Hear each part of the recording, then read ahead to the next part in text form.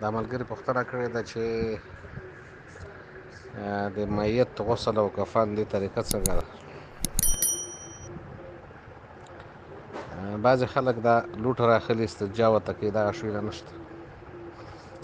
بس استنجا به همداسې په اوبو باندې ورته وکئ، ټوټې به مو ورته جوړې کړي هغه به لاس ته واچوئ لکه دستکشې دستکالې غوندې، او هغې باندې به د استنجا مخکې وروسته طرف ته وکئ، او د استنجا نه وروسته به د خوله کې او سږو کې اوبه ورته واچوئ داسې، بیا به یې رکو کړئ چې بېرته ترې راشي لرې شي، او اودس به ورته وکئ. بیا به ښي طرف باندې اوبه واچوئ، هغه به ومینځئ. اوس پخوا خو به هغه خلکو به زنۍ واچول او یو څه به یې کول او شی به یې کول، یا به یې بېرو په اوبو مینځل. اوس صابونونه دي، نو بیا به چپ طرف ته په ټول بدن باندې اوبه واچوئ او ښه ښایسته غسل به ورکړئ. غسل هم چې ورکړو او په یو ټوټه باندې به یې وچ کړئ.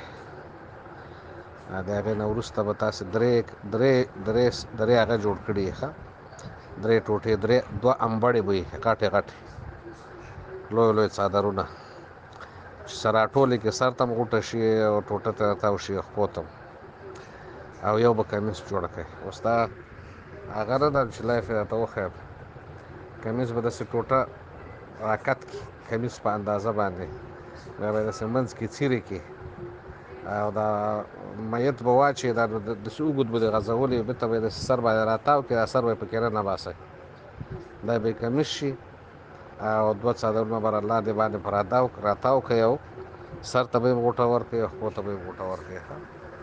دغه طریقه ده. السلام علیکم ورحمت ملګرو په دې هیله چې ټول به روغ او جوړ اوسئ. تاسو هم کولی شئ چې خپلې دیني پوښتنې د ویډیو په کمنټ کې راولېږئ تر څو مفتي صاحب درته ځواب کړي. ملګرو زموږ دا پوسټونه تر نور ملګرو د ثواب په نیت شیر کوئ تر څو هر یو مسلمان د دې هر یو مسلې خبر او پوه شي. السلام علیکم.